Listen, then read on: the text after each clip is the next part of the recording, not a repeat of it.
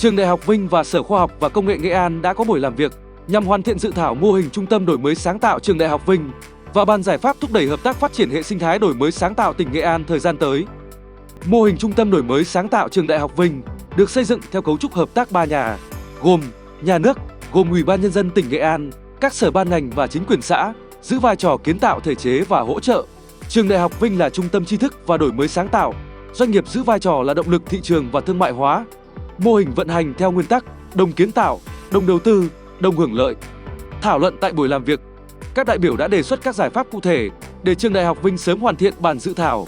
Trong thời gian tới, Sở Khoa học và Công nghệ sẽ đồng hành và phối hợp cùng Trường Đại học Vinh xây dựng thành đề án Trung tâm đổi mới sáng tạo tỉnh Nghệ An, trong đó lấy Đại học Vinh làm chủ thể, nhà nước tham gia quản lý, các doanh nghiệp phối hợp thực hiện, quyết tâm sớm đưa đề án vào triển khai, tạo cú hích cho hệ sinh thái đổi mới sáng tạo tỉnh Nghệ An giai đoạn tiếp theo.